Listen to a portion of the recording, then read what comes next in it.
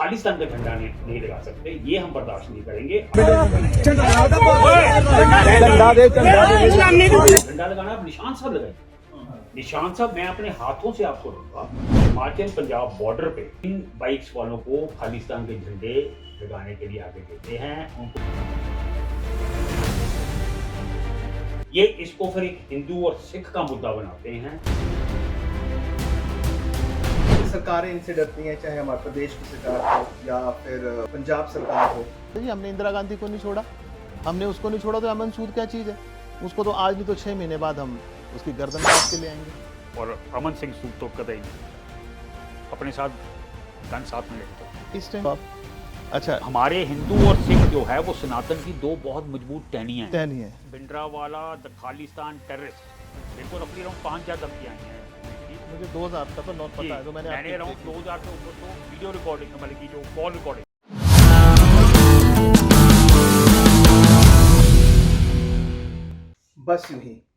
बस यूं ही के नए पॉडकास्ट में आप सभी का स्वागत है। आज के एपिसोड में हमारे जो मेहमान हैं वो एक मशहूर व्यक्ति हैं, एक लीडर व्यक्ति हैं और एक ऐसे व्यक्ति हैं जो पिछले कुछ माह पहले बड़ी चर्चा में रहे। चर्चाएं अच्छी भी थी और बुरी भी थी। कुछ लोगों ने उन्हें बेहद प्यार किया तो कुछ लोग इतने उनके जान के प्यासे पड़ गए कि वो हिमाचल ही नहीं, पंजाब ही नहीं, देश विदेश में मशहूर हो गए। कुछ लोग उनके जान के प्यासे हो गए, उनके और उनके परिवार के। वो एक सच्चे सनातनी पुरुष हैं और धर्म की रक्षा करने वाले भी हैं। लेकिन परिस्थितियां कुछ ऐसी बनी, हालात कुछ ऐसे बने कि कहीं ना कहीं एक कट्टरपंथी नज़र से उन्हें देखा जाने लगा समाज में। उन्होंने अपना कार्य तो बड़े अच्छे से किया, लेकिन होता है हर समाज में कुछ ऐसे वर्ग भी होते हैं जो इसे पसंद नहीं करते हैं और वो सुर्खियों में आ गए। आज ऐसे ही एक व्यक्ति से हम आपकी मुलाकात करवा रहे हैं और मुझे लगता है कि आप सब लोग उन्हें जानते भी हैं। अमन सूद नाम है उनका। और जब पीछे विवाद हुए, जो पंजाब से कुछ लोग आते थे, एक विशेष वर्ग के आते थे, उन्होंने उनको रोकना चाहा तो वो सुर्खियों में आ गया। चलिए इंतजार हम आपका खत्म करते हैं। हम स्वागत करते हैं आज बस यूं ही के अगले एपिसोड में अमन सूद का। अमन जी, स्वागत है आपका। आप एक बड़ा चर्चित चेहरा है और पिछले 2-3 माह में तो आपकी चर्चा देश विदेश तक चली गई। हम जानना चाहेंगे कि एक साधारण सा व्यक्ति एकदम से इतना अग्रेशन में आ गया और सनातन और धर्म की रक्षा करते करते अपनी जान जोखिम में डाल ली। क्या जरूरत थी इसकी? मुनीष जी, पहले सब आपके दर्शकों को अमन सिंह सूद मेरा पूरा नाम है। अमन सिंह सूद। मैं सिर्फ ऐसा नहीं है कि मैं पिछले अचानक ही 2 महीने से मैंने सनातन का मुद्दा या देशभक्ति का मुद्दा उठाया है। मैं निरंतर पिछले 30 सालों से एक समाज सेवी रहा हूँ। सनातन के लिए अपनी आवाज़ बुलंद करता रहा हूँ। देश की अखंडता और प्रभुता के लिए निरंतर जूझता रहा हूँ। आप मेरे सोशल मीडिया पे अगर आप जाके देखें तो इस कार्य में मैं निरंतर लगा रहा हूँ। ये 2 महीने से जब ये खालिस्तान वाला मुद्दा हुआ तो एक वो चर्चा किसी और लेवल पे चलेगी। नहीं, पर हम तो यही सारी जगह चर्चा ये नहीं थी कि आपने ये कदम उठाया। ये चर्चा इस बात की थी कि अमन सूद को क्या फर्क पड़ गया, क्या ऐसी चिंता देश की पड़ गई कि उन्होंने कानून ही अपने हाथ में ले लिया। नहीं, चिंता तो निरंतर थी। निरंतर चिंता आज से नहीं है। अगर आप मेरा बायोडाटा भी पढ़े, मेरे सोशल मीडिया पे जितने भी हैंडल्स हैं, मैं ट्विटर पे, इंस्टाग्राम पे और फेसबुक पे, तो मैं I define myself as a simple Pahadiya, a Shiv Bhagat, and Bharat is in the DNA. Bharat is in the DNA. Bharat is in the DNA. Good. वो मेरे डीएनए में, वो जैसे मैंने आपको बोला अब। लेकिन पहाड़ी लोगों को ना, जो छवि पहाड़ी लोगों की है, अगर आप ग्लोबली देखें, चाहे हिमाचल प्रदेश है, चाहे उत्तराखंड है, या हमारे ईस्ट के जो पहाड़ी इलाके हैं, वहाँ पे उनकी छवि बड़े शांत लोगों की होती है। आप एग्रेसिव पहाड़ी नहीं होते ऐसे जैसे आप, इतना अग्रेशन कहाँ से आ गया आप में? मनीष जी, हम महादेव के भगत हैं। जब तक हम शांत है तो शांत है। अगर हमें कोई गलत जगह छेड़ेगा तब हम महादेव का तांडव करना भी जानते हैं। क्या हो गया था ऐसा वैसे? चलिए हम उसी घटना पे आ जाते हैं। एक वीडियो वायरल हो गया, देखिए अब सारी दुनिया उस वीडियो को जानती है, ऐसा नहीं कि उस वीडियो की मैं दोबारा अपने पॉडकास्ट में चर्चा करना चाह रहा हूँ, लेकिन चलिए अब बातचीत आपसे करनी है तो उसकी चर्चा भी ज़रूरी है। एक वीडियो आता है, उसमें दिखाया गया है कि सूद साहब जो है वो एक व्यक्ति को जो मोटरसाइकिल पर है उसको रोक रहे हैं और बड़ी बेरहमी से उसका झंडा उखाड़ रहे हैं और कह रहे हैं तो खालिस्तान का झंडा जो है वो यहाँ नहीं चलेगा। वो कहीं ना कहीं ऐसी स्थिति बन गई कि आप टारगेट हो गए एक विशेष समुदाय के द्वारा कि ये जो है ये हमारा दुश्मन नंबर 1 हो गया। मैं आज आपके पॉडकास्ट के थ्रू इसको मैंने पहले भी किस हद तक क्लैरिफाई किया। मैं इसकी रियलिटी बताता हूँ। ये मॉफ वीडियोज है जो आपको दिखाई जाती है, मतलब वो क्लिप पिक एंड चूज करके वीडियोज बनाए आगे पीछे करके। इंसिडेंस ऐसे हुआ था कि मैं यहाँ से अपने किसी मित्र के फादर का उनका सोलमा था, मैं उसके लिए जा रहा था गुड़दौड़ मनाली से। और यहाँ से रास्ते में छिंजरा में पहले ये कुछ नौजवान पंजाब से जो मोटरसाइकिल पे आए हुए नौजवान, ये एक 65-70 साल के बुजुर्ग को मार रहे थे। अच्छा, मतलब उनका रोड रेज वाली स्थिति थी। वो बेसिकली क्या था, वो गाड़ी थोड़ी रैश ड्राइव कर रहे थे, उनकी गाड़ी के नीचे उस बुजुर्ग का कुत्ता आ गया था। अच्छा, तो ऑब्वियसली उसका गुस्सा होना जायज़ था।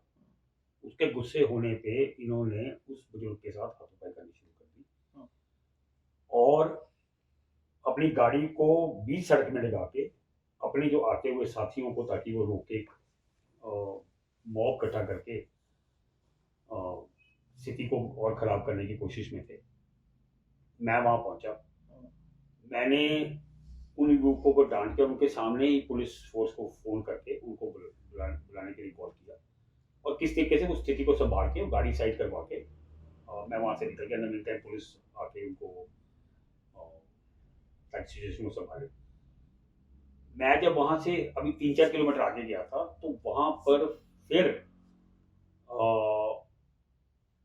एक बुनकर से परिवार, जिसमें एक आदमी और 2 महिलाएं, उनकी वाइफ और उनकी सिस्टर, ये बाइक वाले ने उनसे गलत तरीके से पास लिया तो ऑब्वियसली उन्होंने गाड़ी का शीशा रोल डाउन करके उनको बोला इस बारे में। और जब मैं वहाँ पहुँचा तो वो उस आदमी को और उन औरतों को मार रहे थे। ठीक है। और वो गाड़ियाँ ऐसे लगी थी कि मेरी गाड़ी आगे जाने को नहीं थी। बल्कि मैं थोड़ी सी इसकी बैकग्राउंड आपको बताता हूँ कि हम ये पिछले 3-4 सालों से, ये मेरा मानना है और ये एक फैक्ट है कि एक सोची समझी साजिश के तहत कुछ 5% बाइकों पे खालिस्तान के झंडे लगा के, भिंडरावाल के झंडे लगा के ये लोग आ रहे हैं। यहाँ पर आके ये खालिस्तान जिंदाबाद के नारे लगाते हैं, यहाँ पे हिमाचल में आके। जी, इसकी हमने प्रशासन को बकायदा पिछले 3-4 सालों से प्रशासन को इसके लिए अवगत करा थे और उनसे रिक्वेस्ट कर रहे थे कि आप इन लोगों पे एक्शन लें। इस साल भी निरंतर जब भी हम यहाँ पे कोई ऐसी बाइक्स देखते थे तो हम लोग पुलिस प्रशासन को फोन करके उनको इन बाइक्स को पकड़ने के लिए या एक्शन लेने के लिए बोलते थे। पर कुछ सरकारी तंत्र की इंस्ट्रक्शन के तहत उन लोगों के हाथ बंधे होते थे। तो ये परिस्थिति ऐसे ही बनी चली थी। और उस दिन का, अब मैं इसको कॉन्ट्रीब्यूशन बताऊं कि वहां पे उस दिन जब मैं वहां पहुंचा हूं तो जब ये गाड़ियां ऐसे लगी थी कि मेरी गाड़ी जाने को नहीं थी और मैं नीचे उतरा हूं, मैंने इन लड़कों को, मतलब कि उन परिवार का बचाव किया, इन लड़कों को पीछे उठाया और तब मेरी नजर इस बाइक पे पड़ी और मैंने कोई बेरहमी से झंडा नहीं उतारा मनीष जी, मैंने वो बाइक से झंडा उतारा। हल्की रेजिस्टेंस के बाद, जो पहली बाइक, मैंने 2 बाइक से झंडे उतारे थे, तो हल्की रेजिस्टेंस के बाद उन्होंने वो झंडा उतारने दिया। जब इन द मीन टाइम मैं झंडा उतार के पीछे को जा रहा था अपनी गाड़ी की ओर को और मैंने उसी टाइम वहाँ खड़े होकर मैंने पुलिस वालों को कॉल किया कि आप मौके पर पहुंचिए, आप इन लोगों पे एक्शन लीजिए। मेरा कोई इरादा ऐसा नहीं था। मैंने मणिकल पुलिस स्टेशन को कॉल करके उनको बोला कि, और हमारे से 200 मीटर पीछे पुलिस थी, कि आप उन लोगों को भेजिए ताकि इन लोगों को आप एक्शन लें। अच्छा।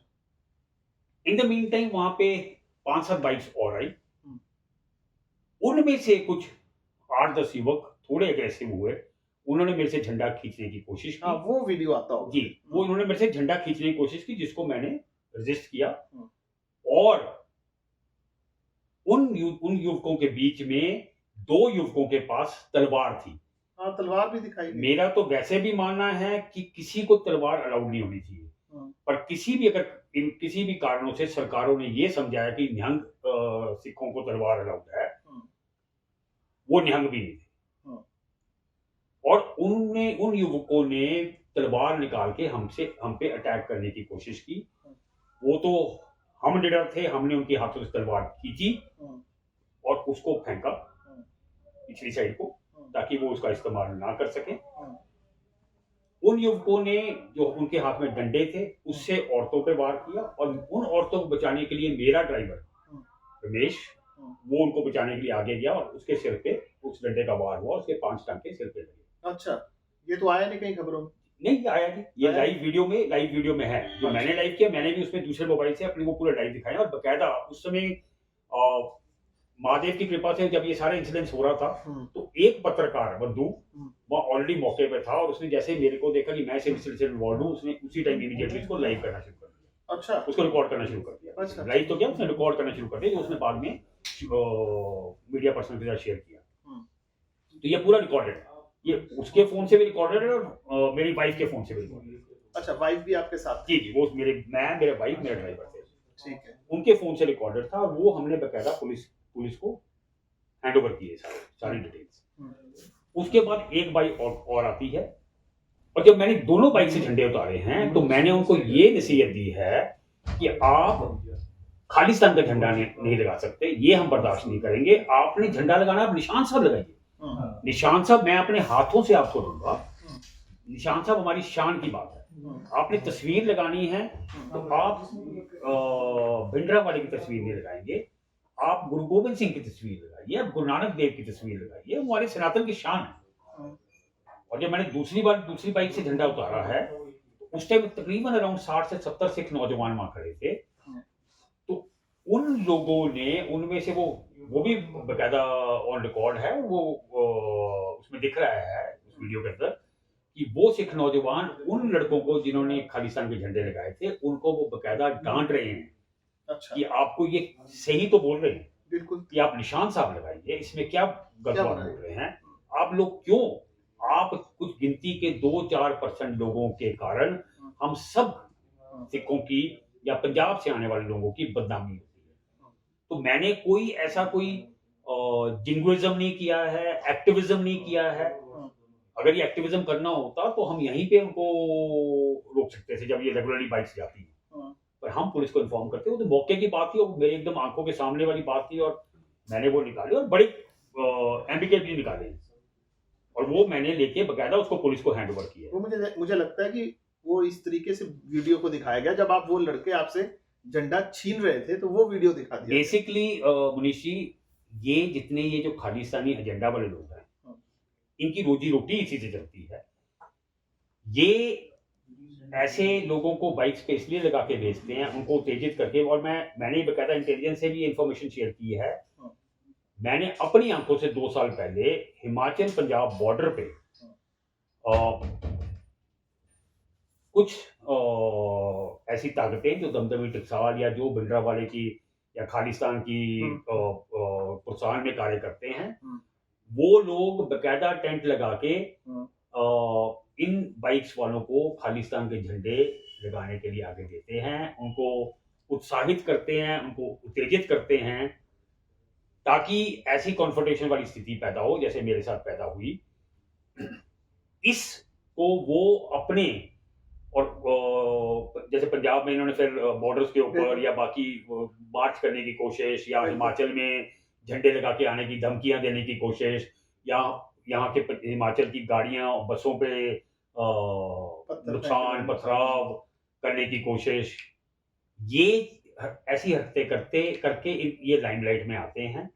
ये इसको फिर एक हिंदू और सिख का मुद्दा बनाते हैं, ये इसको एक पंजाब और हिमाचल का मुद्दा बनाते हैं, ताकि इन लोगों की यूएसए कनाडा में बैठे जो फंडिंग वाले लोग हैं वो इनको पैसा भेजते रहे, ये लाइमलाइट में रहें, ये खालिस्तान मूवमेंट को लाइमलाइट में रखें। ये फंडिंग वाला पैसा, मान लो इनको किसी मेरे इस एक्सपीरियंस के दौरान अगर इनको 10 करोड़ आ गया, उसमें से ये 2-3 करोड़ जो है इस एजुटेशन में लगाएंगे और बाकी ये अपनी जेबें भर के, इनकी रोजी रोटी ही इसी से चलती है। तो इनके अपने वेस्टेड इंटरेस्ट हैं। आप इसी कारण से आप देख रहे हैं कि इनकी different parts of the world में यूएसए, यूके में, ऑस्ट्रेलिया में ये रेफरेंडम के नाम पे, खालिस्तान नाम के रेफरेंडम जिसकी कोई औचित्य ही नहीं है। अगर खालिस्तान के ऊपर रेफरेंडम अगर होना भी है तो वो भारत में होगा। अमेरिका में बैठ के जहां पे ऑलरेडी वो लोग हैं मैक्सिमम जो यहाँ पे असाइलम के नाम पे वहां पहुंचे हुए हैं, क्योंकि वो खालिस्तान मूवमेंट को सपोर्ट करते थे और वो पिछले 30-35 सालों से, बिकॉज उनको वहां पे स्पेशली कनाडा, इन कंट्रीज के अंदर इनको सिंपैथेटिक गवर्नमेंट्स मिलती हैं, बिकॉज उनका भी एक एंटी भारत एजेंडा, उन कंट्रीज का भी एंटी भारत एजेंडा चला रहता है। वो कहते हैं कि जितना तो वो इन लोगों को कल्टीवेट करते हैं। बिल्कुल। तो वहां पे रेफरेंडम करने का कोई औचित्य नहीं है। ये सिर्फ औचित्य इनका इसलिए होता है ये ताकि ये खालिस्तान मूवमेंट को लाइमलाइट में न्यूज में लाके रख सके। नहीं अमन जी, जो बात सोचने वाली है, जिस बात पे मैं यहाँ बैठा हूँ आपके सामने, सरकारें इनसे डरती हैं, चाहे हमारे प्रदेश की सरकार हो या फिर पंजाब सरकार हो, इवन भारत सरकार भी हो, वो भी इन मुद्दों पे कोई बात करना की जो है उससे पहले कई बार सोचती है। इतना बड़ा, इतना खूंखार ये खालिस्तानी एक लोग हैं, ये चलिए जो भी है, एक विंग है, एक अलग तरह का एंटी इंडिया बोल सकते हैं आप, एंटी सिखिज्म भी बोल सकते हैं इसको, या एंटी नेशन भी बोल सकते हैं। उससे आपने पंगा ले लिया, पंगा ही है ये। आपको क्या जरूरत पड़ी इनसे दुश्मनी लेने की? सरकारें कुछ नहीं बोल रही हैं और सब जो है इस बात को, मुद्दे को जो है वो उस पर चर्चा नहीं करती हैं या दूर भागते हैं। आपने अकेले इस पे उनसे दुश्मनी मोल ली, और आप जानते हैं कि उस दुश्मनी को मोलने के बाद आपको कितनी धमकियां मिली हैं। अगर आपका फेसबुक सोशल मीडिया पेज पे अगर आपके जाते हैं, वहां आपको धमकियां मिली हैं, मैसेजेस आपको आए हैं, लोगों के थ्रू मैसेजेस आप तक पहुंचे हैं। आपका एक परिवार है, ठीक है, आपके बच्चों पे, सब पूरे परिवार पे इन्होंने एक तलवार लटका दी थी। और पंजाब में मुझे याद है, मैं भी उन दिनों पंजाब में ही था, कुछ लोगों के मुझे भी फोन आया क्योंकि मैं खुद सूद हूँ। उन्होंने पूछा, यार ये आपके नोन है, जरा बताओ ये कौन है, क्या करते हैं, प्रोफाइल क्या है, ये क्या है। इनको तो कहते हैं कि गर्दन लेकर आओ, हम इतना आपके आपके आपके जो पे नाम रख दिया इन्होंने। क्यों आपने अपने, देखिए होता ये है कि देखिए आप एक व्यवसायी, एक बड़े व्यवसायी हैं, आपका अपने क्षेत्र में बहुत बड़ा नाम है, ठीक है, क्या जरूरत पड़ी थी आपको पंगा लेने की? अब जब आप इनके रडार पर हैं, लोग मुझे स्पेशली मुझे एक सिख मेरे दोस्त है, जलंधर से हैं, नाम नहीं लूंगा पॉडकास्ट पे, उन्होंने मुझे कहा कि देखिए इस खालिस्तान मूवमेंट को हम भी सपोर्ट नहीं करते हैं, और मुझे लगता है कि जितने भी हमारे सिख भाई हैं वो कोई सपोर्ट नहीं करते हैं। एक सेक्शन है, स्मॉल सेक्शन है जो उनको सपोर्ट करता है, और उस पर हम भी कोई चर्चा नहीं करना चाह रहे हैं। ये कोई एक सेक्शन है, वो कहते हैं हम भी इसको सपोर्ट नहीं करते हैं, लेकिन उन्हें समझाइए आप जाके। कहते हैं कि ये धमकियां, ये उन्होंने वहाँ जो स्क्रॉल चल रहे थे, वो कहते हैं कि हमने इंदिरा गांधी को नहीं छोड़ा, हमने उसको नहीं छोड़ा, तो अमन सूद क्या चीज़ है, उसको तो आज नहीं तो 6 महीने बाद हम उसकी गर्दन काट के ले आएंगे। तो क्यों अमन सूद, क्यों अपने जान के लोगों के हाथों में दे रहे हैं? मनीष जी, पहले मैं आपकी एक बात को करेक्ट करूँगा। ना इनसे प्रदेश सरकारें कोई नहीं डरती है, ना कोई आदमी डरता है, और अमन सिंह सूद तो कतई नहीं डरता है। सरकारें इनके साथ मिली भगत में रहती हैं, बिकॉज उनका एजेंडा ऐसा होता है। जैसे मान लो हमारी आज की प्रदेश सरकार है, या हमारी पहले की केंद्र सरकारें थी। एक फैक्ट है कि भिंडरांवाला जो शख्स है, इसको बनाने वाली कांग्रेस थी।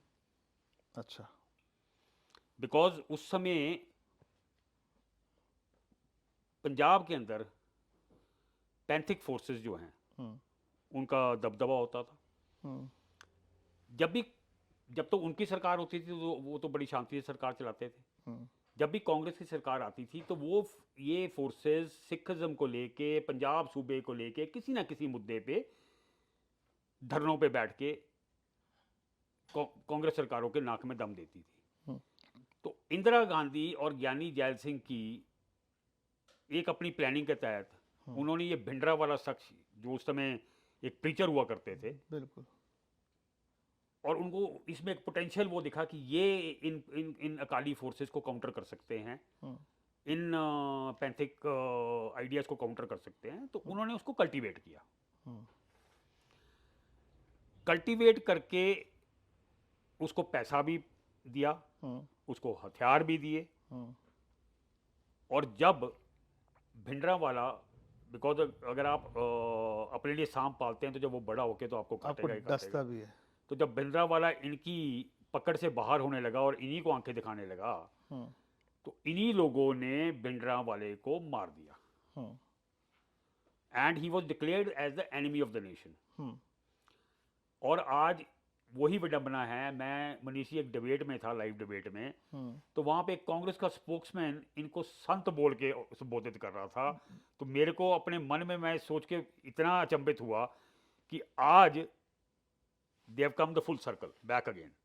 तो ये अपने एजेंडा के हिसाब से, अपने टाइम के हिसाब से पॉलिटिक्स करने के लिए ये सरकारें अपने निर्णय लेती हैं। यही कारण है कि हिमाचल के अंदर भी 2 साल पहले, अगर आपको मनीषी आपको याद होगा, आप तो पत्रकार हैं जी, कि मणिकरण में बहुत बड़ा कांड हुआ था। हाँ, काफी जब बड़ा। रात को, आधी रात को 60-70 ये खालिस्तानी युवक तलवारें, गंडासे, डंडे, अलग अलग किस्म के हथियार लेके गुरुद्वारे से निकले। इन्होंने रास्ते में जितनी दुकानें थी वो तोड़ी। जो आदमी, बुजुर्ग, बच्चा, साधु, महात्मा, क्योंकि उस समय हमारी फागली, हमारा लोकल फेस्टिवल होता है फागली, आप तो जानते हैं, हाँ, हम हाँ, मंडी से हाँ, हैं। तो हमारी फागली चली हुई थी मणिकरण में, हमारी देवी की, और उसी दौरान होला मोहल्ला चला हुआ था। तो इन्होंने निकल के, और इसकी शुरुआत कैसे हुई थी, हमारी नैना देवी माता का रथ था, ये कुछ 5-7 नौजवान बंदर का मोरा लगा के उस रथ के आगे अभद्र तरीके से मजाक, एक जैसे खिल्ली उड़ाते हैं वैसे उड़ा रहे थे। तो ऑब्वियसली हमारे लड़कों को गुस्सा आया। उन 5-7 हमारे लड़कों की और इन 5-7 लड़कों की आपस में झड़प हुई, हाथों-पाई हुई, और वो 5-10 मिनट में खत्म होकर निकल गए। तो रात को ये निकले हैं और इन्होंने, जैसे मैंने बताया, कि सब दुकानें, लोगों को मारा, हमारे नैना देवी मंदिर पे शराब की बोतलें फेंकी, चामुंडा माता मंदिर माता के स्थान पे शराब की बोतलें फेंकी, राम मंदिर पे पथराव किया, बस स्टैंड में 70-80 गाड़ियां, और ये सब लाइव रिकॉर्डेड है, बिकॉज जगह जगह वीडियो कैमराज आजकल लगे होते हैं, ये रिकॉर्डेड है। गाड़ियां तोड़ी, पथराव किया, और फिर वापस गुरुद्वारे में री एंटर कर गए। अच्छा, हाँ, ये तो।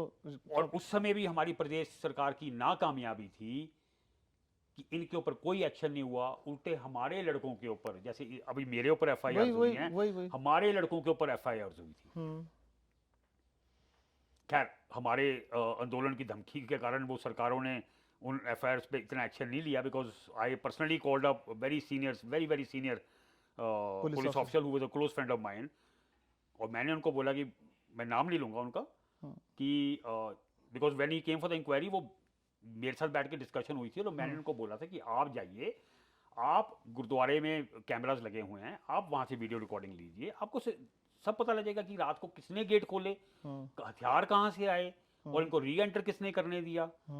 पर as destiny would have it, police वालों को बोल दिया गया कि वो हमारे कैमराज खराब हैं, और अंडर आवर गवर्नमेंट्स प्रेशर उन पर कोई एक्शन नहीं हुआ, बिकॉज उस टाइम आपको याद होगा कि हमारे दोनों बॉर्डर्स पे, स्वारघाट और नालागढ़ पे इन खालिस्तानियों ने चक्का जाम करके और एजिटेट किया था उस इशू पे, ताकि इन लोगों के उनके ऊपर कोई एक्शन ना हो।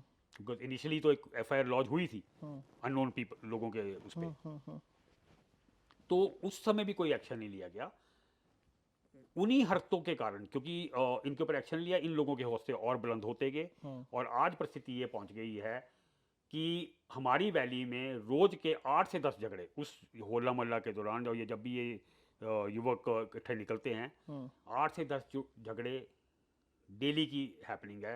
इस साल भी आपने देखा कि इन्होंने साडा बैरियर तोड़ा, लास्ट ईयर इन्होंने ग्रीन टैक्स बैरियर मनाली तोड़ा था, है ना जी।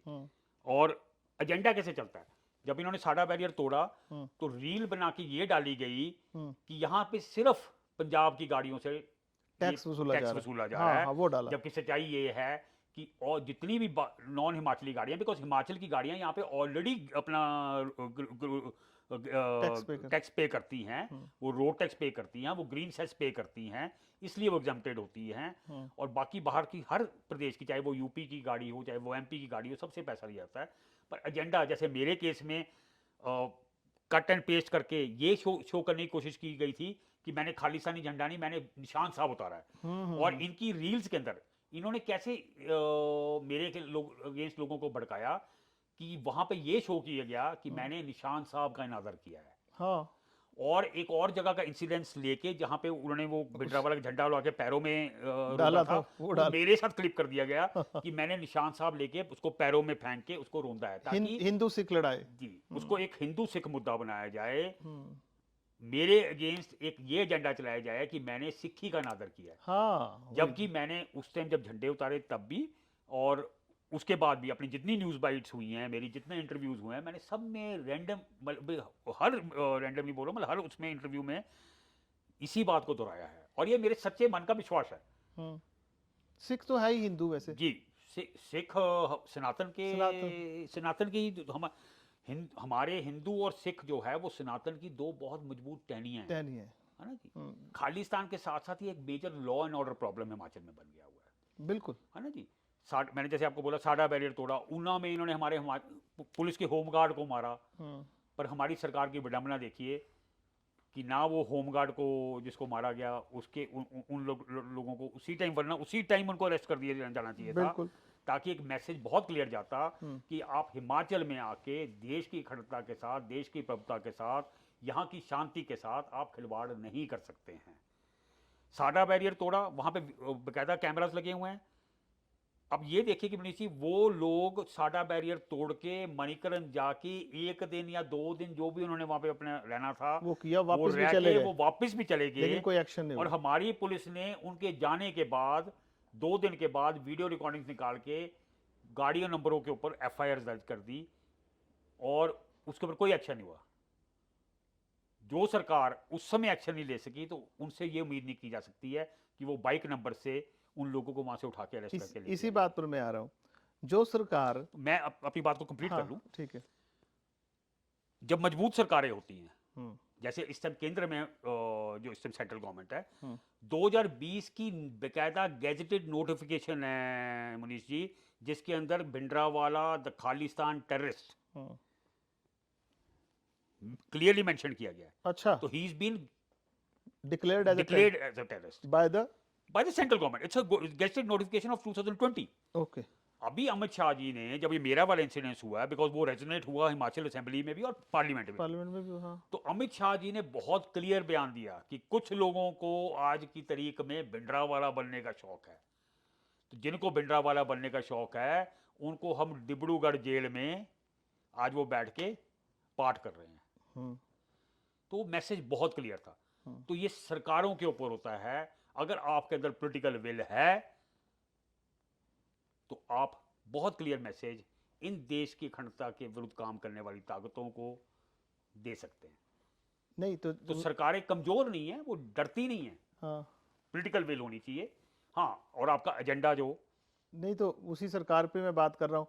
अब आपने देखिए, आपने अकेले झंडा उठाया, अकेले हो आप, कोई साथ तो है नहीं आपके। नहीं, जब आपने ये नहीं देखा मनीष जी कि जब मैंने झंडा उतारा तो उसके अगले 5 दिन के अंदर हिमाचल में 100 जगह झंडे उतरे, वो नहीं, मनाली में उतरे। हाँ, लोगों में हिम्मत आ गई होगी। देखो, आप, मेरा मानना है समाज को कोई भी ताकतें हम्म, चाहे वो खालिस्तानी हो, चाहे वो इस्लामी जिहाद हो, या कोई भी अन्याय की ताकतों के खिलाफ आपको आवाज़ उठानी चाहिए। हम्म, जब आप लोग आवाज़ नहीं उठाते हैं तो इन ताकतों को बल मिलता है। हम्म, बिल्कुल। और जैसे मैंने ये झंडा उतारा, हम्म, जैसे मैं बता रहा हूँ कि अगले आने उसके 5 दिन में हिमाचल में 100 जगह झंडे उतरे। हम्म, कुल्लू में उतरे, मनाली में उतरे, मंडी में उतरे, सुंदरनगर में उतरे, कांगड़ा में उतरे, धर्मशाला में उतरे।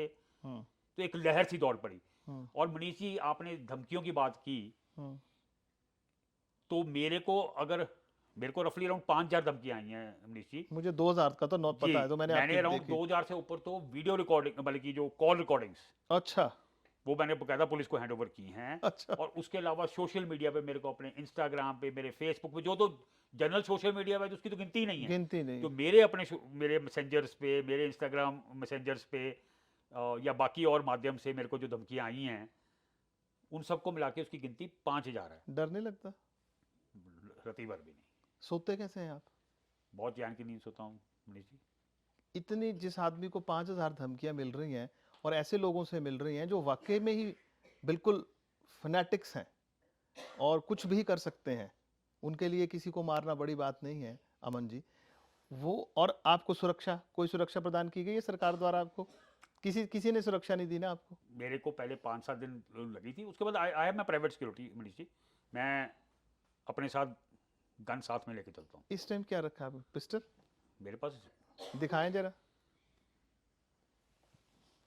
हम भी देखते हैं। नहीं, मैं नहीं देखूंगा, तो आप दिखा, हमारे दर्शकों को दिखा दो आप। अच्छा, you carry this with you? I carry this with me. अच्छा।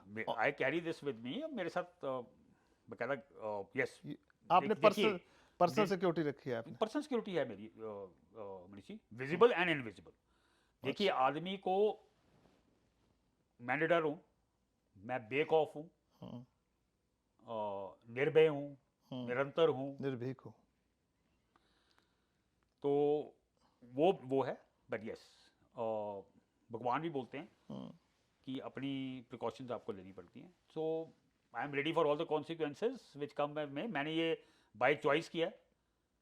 अच्छा। है ना जी, मतलब कि मैं, हर कोई जानता है कि ऐसी ताकतों से जब आप दो हाथ करते हो तो उसके कुछ कॉन्सिक्वेंसेज होते हैं। और मैं निडर हूँ, और मैंने अपना स्टैंड इस इंसिडेंस के बाद भी रेगुलरली मेंटेन कर रखा है। मैं रेगुलरली महीने में 2-4 जगह कहीं ना कहीं एज ए चीफ गेस्ट या, वहां भी आप ये बातें बड़े बेखौफ बोलते हैं। बेखौफ बोलता हूँ। आप बंद नहीं हुए अभी तक बोलना? वो मेरा विश्वास है मनीष जी। हम्म, मैंने लास्ट ईयर हमने सितंबर अक्टूबर में इस्लामिक जिहाद के अगेंस्ट बहुत तगड़ा मोर्चा निकाला था। उस टाइम भी मेरे को धमकियां आई थी इस्लामिक जिहादियों की। अच्छा।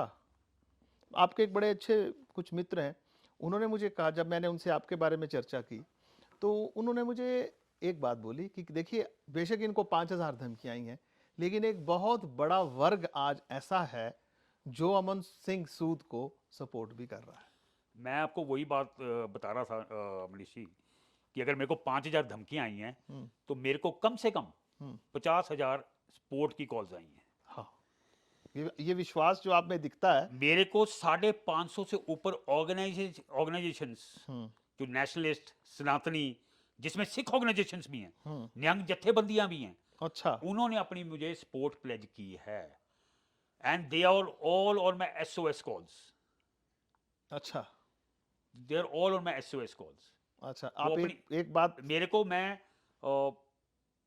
आपको यहां तक बताऊं कि कई बार एसोसिएशंस ने, कई एम्प्लॉय फेडरेशंस ने, they called me up and they said कि अमन जी, हम सरकार के विरुद्ध नहीं जा सकते हैं, बिकॉज हम, मतलब कि ओपनली नहीं जा सकते हैं, बिकॉज हमें, हमारे अगेंस्ट एक्शन लिया जाएगा। But they were on a video call and they said, Aman ji, we have around 500 people here, और सब आपके सपोर्ट में, आपके साथ कंधे से कंधा मिला के चले हैं। मैं आज मनीष जी कहीं भी जाता हूँ, मैं अभी मान लो कहीं शिमला जा रहा हूँ, रास्ते में जा रहा हूँ, मैं कहीं भी उतरता हूँ तो people recognise me and they come out and support with. हाँ, अब आप एक चर्चित चेहरा है। वो देखिए, वो चेहरा नहीं, वो मेरी सोच के कारण मेरे साथ आते हैं। वो आके मेरे को अमन सिंह सूद एज वो नहीं देखते हैं, अमन सिंह सूद द पर्सनैलिटी को प्यार करते हैं। वो मेरे को ये मैसेज आते हैं कि अमन जी, जिस विश्वास, जिस लगन, जिस निडर तरीके से आप सनातन के लिए और देश की अखंडता के लिए काम करते हैं, हम उसके उस चीज़ के आपके कायल हैं और हम आपके साथ कंधे से कंधा मिला के खड़े हैं। People come and take selfies with me, हाँ, आई नो है ना जी? हाँ। और मैं आपकी सुबह सोशल मीडिया पोस्ट आपकी देख रहा था, जी, आप कंप्लीट कर लें, कुछ बोलना चाह रहे हैं? मैं इनफैक्ट वही बोल रहा हूँ। मैं पिछले कल भी जहाँ एक अपने चीफ गेस्ट डेली थे मशहूर आप। में चीफ गेस्ट था, तो वहाँ पे भी स्टेज से बकायदा मैंने इसी चीज़ को कॉल आउट किया था, हाँ, पहलगांव वाले अटैक को लेके और ये खालिस्तानी मुद्दे पे लेके हाँ, मैंने जनता से आह्वान किया था हम्म, कि इन ताकतों के विरुद्ध निडर होकर अपनी आवाज उठाइए, हम्म, राम भगवान के दिखाए हुए रास्ते पे चलिए, हम्म, न्याय के रास्ते पे चलिए, सत्य के रास्ते पे चलिए। हम्म, और मेरा कोई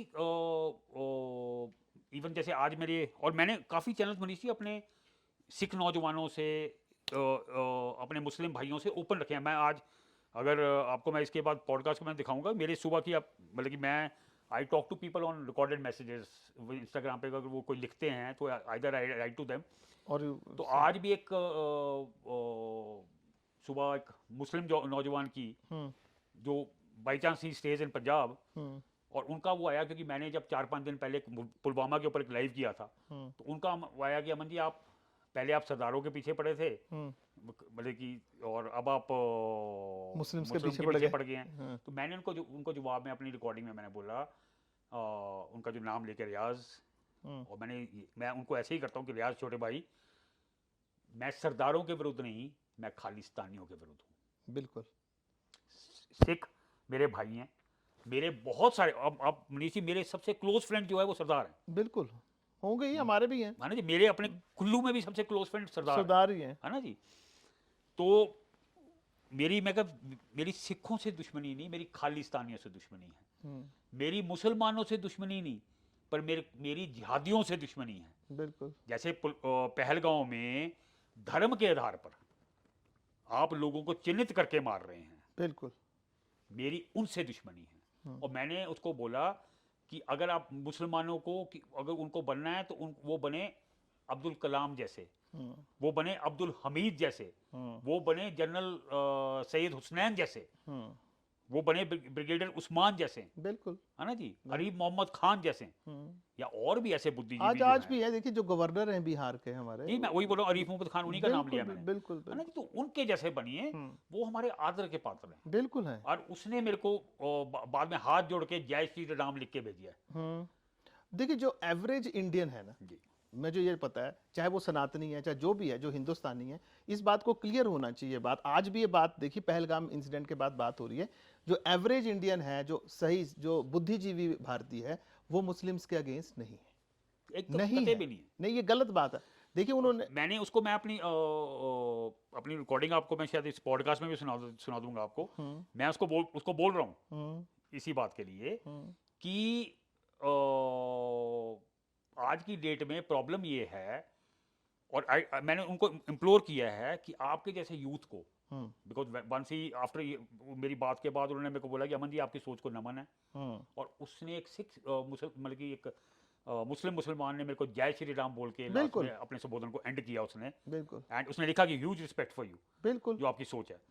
तो मैंने उनको अप्लाई किया कि it is youth like you, जिनको अपने समाज के अंदर, आज की इस्लामिक समाज के अंदर प्रॉब्लम ये है कि जब वो लोग मुगल आक्रांताओं को, जिन्होंने करोड़ों के हिसाब से हिंदुओं के कत्ल किए, सनातनियों के मंदिर तोड़े, कत्ल किए, उनके रेप्स किए, उनके मंदिर तोड़े, तोड़े, उनके सेंटर ऑफ लर्निंग नालंदा जैसे जला दिए, जलाए, अगर आज का मुसलमान समाज के कुछ तबका उसको सपोर्ट करेगा, अपने पूर्वज मानता है या उनकी सपोर्ट में बाहर आता है, तब प्रॉब्लम है। बिल्कुल है, होनी भी चाहिए।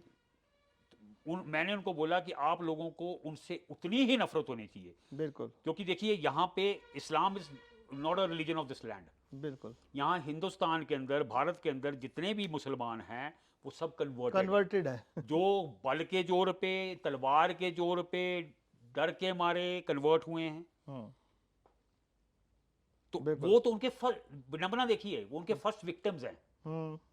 वो उनके फर्स्ट विक्टिम्स हैं, और आज वही समाज अगर उनके बचाव में खड़ा होता है, औरंगजेब के फेवर में खड़ा होता है, तब ये दुख की बात है। और बिल्कुल जब ये स्थितियां पैदा होंगी तब हमारे समाज में टकराव आएगा ही आएगा। और इन ताकतों के विरुद्ध मैं ओपनली खड़ा होता हूं। हमने जो लास्ट ईयर मोर्चा निकाला था वो हमने इलीगल बांग्लादेशी रोहिंग्यास पे निकाला था। मनीष जी, आपको मनाली आप ऑफ लेट कब गए हैं जी? कहाँ? मनाली में? मनाली में 2 साल पहले। आज की डेट में मनीष जी, उस टाइम भी ये स्थिति होगी। आज की डेट में मनाली के अंदर 60 से 70% जो दुकानें हैं वो इस समुदाय विशेष की हैं। कसौल के अंदर 60% दुकानें समुदाय विशेष की हैं। बुनतर कुल्लू में इनकी तादाद इतनी ज़्यादा हो गई है कि अगर आप किसी शुक्रवार की नमाज को या ईद की नमाज को उस एरिया में हो तो आपको ये नहीं पता लगेगा कि आप हिमाचल में हैं कि मुजफ्फराबाद में हैं। कोई प्रॉब्लम नहीं है, पर विडंबना मैं बताता हूँ आपको क्या है। मनाली के अंदर जिन दुकानों का किराया 50,000 हुआ करता था, आज उन दुकानों का किराया 3 लाख है। ये लोग 3-3 लाख में ये दुकानें लेके बैठे हैं। बिल्कुल। आप किसी भी दुकान को स्टडी कर लीजिएगा, महीना भर वहाँ बैठिए, आपको दिख जाएगा कि उस दुकान में वो आदमी 50,000 से 60,000 से 70,000 से ऊपर नहीं कमा रहा है। मतलब वो 2-2.5 लाख रुपए महीने का घाटा खा रहा है। हाँ, लेकिन आप एक व्यवसायी होंगे तो आप एक दुकान पे 2 महीने 4 महीने कोशिश करेंगे कि बिजनेस चल पड़े, 6 महीने कोशिश करेंगे। वो दुकानें निरंतर 3-3 सालों से लेके बैठे हुए हैं, इतना घाटा खाने के बावजूद। उसके बाद वो और दुकानें ले रहे हैं। जो घर ऑक्यूपाई कर लिया उसके किराए भी बढ़ा के ले रहे हैं। अगर किसी मकान मालिक ने घर खाली करने को बोला तो उसको 10 का 20,000 दे देंगे। दुकान खाली करने को बोला तो 3 लाख का 4 लाख दे देंगे। पर वो जो एक बार दुकान ऑक्यूपाई हो गई वो छूटेगी नहीं। आपको लगता है this is all planned? Yes, हमने इनफैक्ट जब मोर्चा निकाला था तो हमने सरकार को मेमोरेंडम दिया था कि आप इनकी स्टडी कीजिए कि इन लोगों को फंडिंग कहां से आ रही है, ये पैसा कहां से आ रहा है। हमारी जरी में आज से 5 साल पहले इनका एक 0 नंबर था, आज की डेट में इनका नंबर 50 से ऊपर है। मणिकर में इनकी आज की 15 दुकानें हैं। जरी में आप जाएंगे 4-4 हॉलीवुड सलून्स खुले हुए हैं। ये तो गलती किसकी है? उनको आप उन लड़कों को जाके पूछिए आप कि तुम्हारे पास ग्राहक तो इतना आ नहीं रहा है तो तुम कैसे किराए दे रहे हो, जबकि किराए उन्होंने वो 3-3 4-4 जगह बढ़ा के कर दिए। गलती तो हम ही आ रही लोगों की। गलती हम लोगों की है और प्रशासन की है। हमने जब ये वो दिया था तो हमने मेमोरेंडम दिया था अमरीश जी, बकायदा डीसी और एसपी को, कि आप लोगों को इसको स्टडी कीजिए। आपको इशू दिख रहा है, आप सेंटर को फ्लैग करेंगे। It is not for intelligence to look after this initially, flag तो आप लोग करेंगे। बट हमारा एटीट्यूड सरकारों का ऐसा है कि no action has been taken. आपको मैं ये बताऊं कि जरी के ऊपर बरादा है, जरी के साथ गांव बरादा है, और बरशैनी में पीछे मस्जिद के लिए लैंड एक्वायर करने की कोशिश की, जबकि यहाँ पे कोई मुसलमान आबादी नहीं है। अच्छा। और उन जमीनों की कीमत 10 गुना, जो मार्केट वैल्यू से 10 गुना की कीमत ऑफर की गई। ये तो हमारे जैसे कुछ जागरूक लोग थे जिन्होंने इस प्लान को स्कटल किया। उन लोगों को बोला कि आपको अगर 10 लाख की जमीन की कीमत 1 करोड़ मिल रही है तो see the reason behind this. Now I'll tell you the crux of this now, Communist. I am in privy of lot of informations because मैं कई बोर्ड का मेंबर हूँ, कई संस्थाओं से जुड़ा हूँ। हमारे देश के अंदर अराउंड 35 ऐसी बड़ी मस्जिदें हैं जहाँ पे इन इलीगल बांग्लादेशी रोहिंग्यास को लाके रखा जाता है और उनकी कैपेसिटी 1000 से 1500 आदमी रोकने की है। मैं दर्शन करने की बात नहीं कर रहा हूँ, अंदर जाके अपने नमाज पढ़ के आगे, रोकने की। इन इलीगल बांग्लादेशी रोहिंग्यास को वहां लाया जाता है, इनके जाली कागज बनाए जाते हैं, फ्रॉड आधार कार्ड, फ्रॉड डॉक्यूमेंट्स तैयार किए जाते हैं। इन्हीं के लोग जो हमारे हिमाचल में आप फेरी वाले देखते हैं जो गांव-गांव में जाके सामान बेच रहे होते हैं, ये इनके ह्यूमन इंटेलिजेंस है। अच्छा। ये जाके हर गांव की मैपिंग करते हैं। ये मान लो ये टुंखरा गांव में आ गए, यहाँ वो बताएंगे कि यहाँ पे 15 घर हैं इस गांव के अंदर। हमारे अमूमन हिमाचल के गाँव छोटे छोटे होते हैं, 15 घर हैं। इस घर के अंदर जो है इतने लोग रहते हैं, इस घर के अंदर इतने लोग रहते हैं, इस घर के अंदर सिर्फ औरतें रहती हैं और बुजुर्ग रहते हैं, बिकॉज इन घर का जो काम करने वाला आदमी वो बाहर काम करता है। वो मेरे जैसे लोगों को सबसे पहले मार्क करेंगे कि मार्क दिस मैन, क्योंकि जब भी कोई हमारा एक्शन होगा तो ये अमन सिंह सूद जैसे लोग हैं जो कि रेजिस्टेंस को वापस लीड बैक करेंगे। सो इन लोगों को तो सबसे पहले संभाल लेना, वरना अगर ये तलवार लेके निकल गया, ये बंदूक लेके निकल आया, इसको देख के चार सनातनी और जागेंगे। और ये हम जैसे आपको याद होगा कलकत्ता में डायरेक्ट एक्शन हुआ था, और उस समय एक पाथा करके कसाई था जो पहलवान भी था, उसका अखाड़ा था। He is the man who led the resistance. अच्छा, जब डायरेक्ट एक्शन हुआ और पहले दिन 40,000 हिंदुओं का कत्लेआम किया गया, अब डायरेक्ट एक्शन में क्या होता है, इनकी कॉल कर दी जाती है कि इन काफिरों को मारना शुरू करो।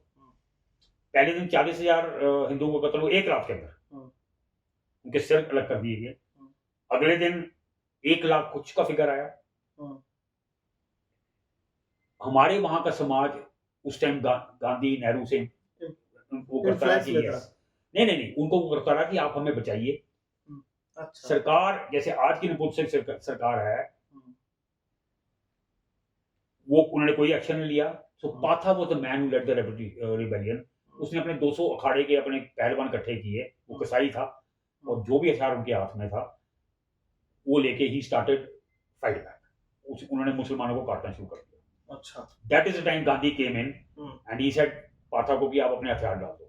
एंड पाथा सेड कि गांधी जी, सरेंडर के नाम पे तो मैं एक जंग लगी कील भी है वो भी आपको नहीं सरेंडर करूंगा। अगर वो मेरे दुश्मन को मारने के काम आएगी, मैं वो भी आपको सरेंडर नहीं करूंगा। आप कहां थे जब सनातनियों का कत्ल हुआ?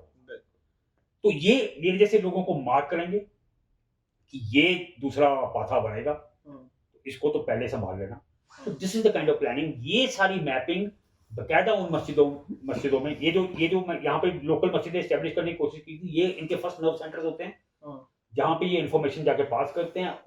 उनसे ये इन्फॉर्मेशन जाके ये बड़ी इन पे मस्जिदों में जाती है जहाँ पे ये वो होता है। उन लोगों को before they come into our place, उनको हमारे गांव के, हमारे शहरों के एक इंफॉर्मेशन उनके पास बिफोर हैंड होती है। अच्छा, और ये आके ऐसे जैसे मैंने बताया ये छोटे छोटे कस्बों तक। आज हिमाचल उस स्थिति में है मनीष जी, जो आज से 25 साल पहले उत्तराखंड था।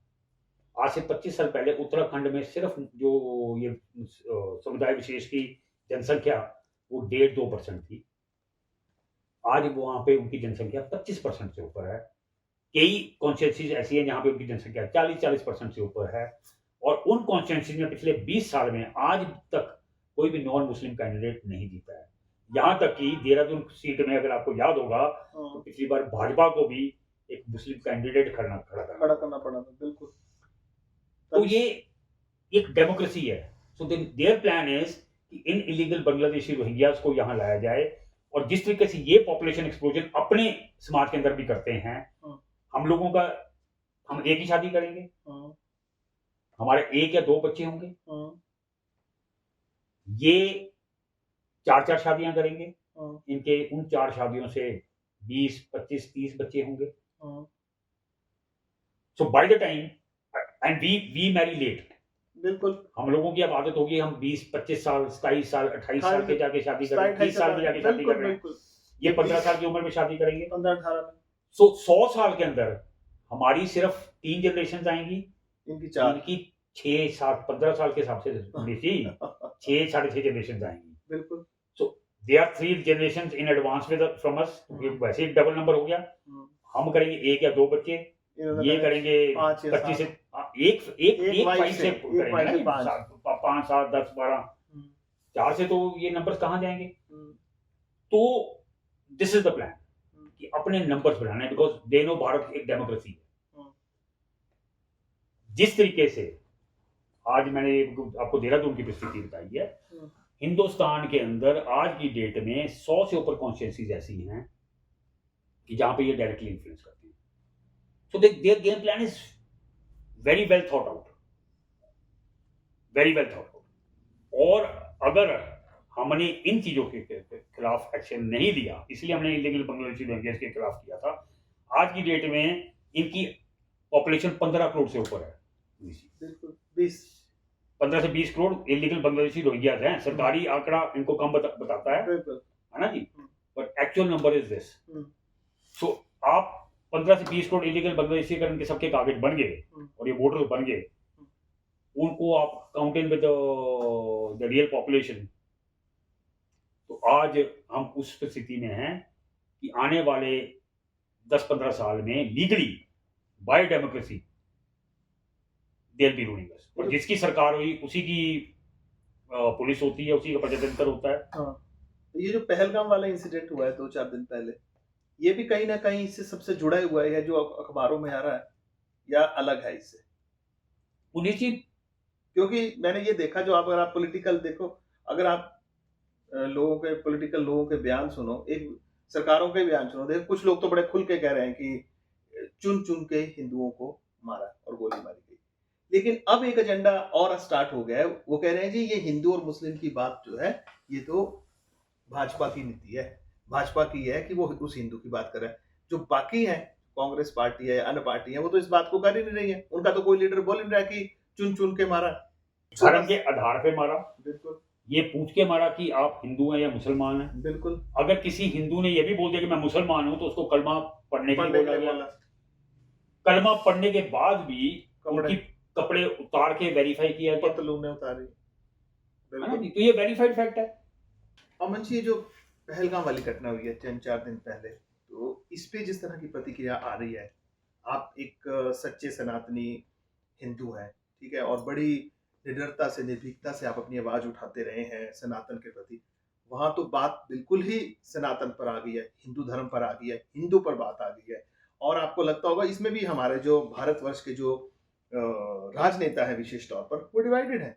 कुछ लोग इसको बोल रहे हैं कि ये प्लान्ड है, कुछ कह रहे हैं जी उन्होंने तो जिन्हें मारा गया है और जिन्होंने मारा है उन्होंने तो इस तरह की कोई बात की नहीं है कि तू हिंदू है या मुसलमान है। और इस पर आज पूरे देश में ये एक चर्चा का विषय है कि इसका राजनीतिक लाभ लेने के लिए जो है, विशेष तौर पर जो भाजपा के लोग हैं, भाजपा के नेता हैं, वो इसका राजनीतिक लाभ लेने के चक्कर में है और इस तरह की कोई बात नहीं हुई है। हालांकि जो पीड़ित है, जिनके घर के सदस्य गए, वो साफ बोल रहे हैं कि हमसे पूछा गया, कपड़े उतरवाए गए, सब कुछ हिंदू पूछा गया कि तुम हिंदू या मुसलमान हो, कल में पढ़ाए गए। लेकिन जो हमारे राजनेता हैं, जो एक तो भाजपा के लोग हैं जो ऐसा बोल रहे हैं, जो एक अलग सा वर्ग है, चाहे उसमें कांग्रेस है चाहे और राजनीतिक पार्टी है, वो कह रहे हैं कि राजनीतिक लाभ लेने के लिए और इस तरह की कोई बात नहीं हुई है।